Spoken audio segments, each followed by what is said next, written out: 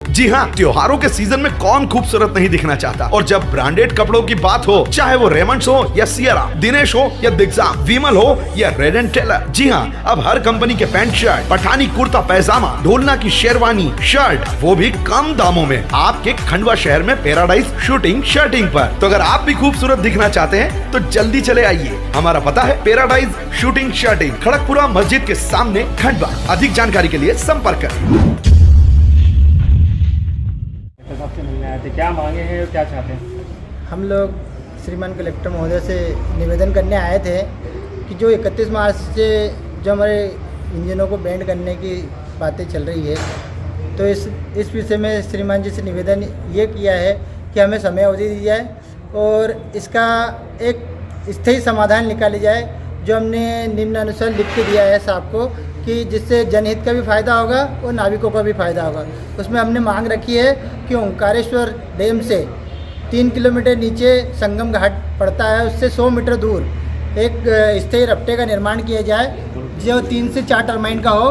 उससे ओंकारेश्वर की भौगोलिक स्थिति सामान्य, जल स्तर सामान्य रहेगा, जिससे डूबने की घटनाएँ 90% कम हो जाएगी। इसी संदर्भ में श्रीमान जी से निवेदन किया है, तो श्रीमान जी ने हमारे निवेदन स्वीकार करते हुए PWD NADC से भी बात चली है, उन्होंने इसको तो नकारा है।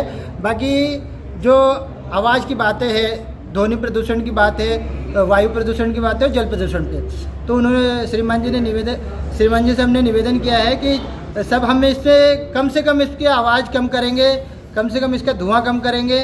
और जल में तो मेरा मानना है कि जल में तो इससे प्रदूषण नहीं होता है, हमारे इंजन ऊपर नाव पर कसा रहता है, तो इस पर ऑयल डीजल तो गिरता नहीं है। और इससे और पानी में तो हमारी साफ्ट जो चलती है वो बिना ऑयल डीजल की चलती है, तो इससे पानी में तो जल प्रदूषण का तो कोई संभव नहीं उठता। ये तो श्रीमान जी से भी हमने निवेदन किया है। बाकी साहब ने यही आदेश किए हैं कि 31 मार्च तक अगर आप 10 नावों को भी परिवर्तन करते हैं ध्वनि प्रदूषण में और वायु प्रदूषण में, तो हम आगे के लिए समय अवधि आपकी बढ़ा सकते हैं। तो हम ज़्यादा से ज़्यादा प्रयास करेंगे कि हम ध्वनि प्रदूषण पे कंट्रोल कर पाएँ और आवाज़ पे कंट्रोल कर पाएँ, वायु प्रदूषण पे कंट्रोल। अच्छा, इंजन को लेकर भी कोई विकल्प ढूंढा है, बिजली या CNG जैसे?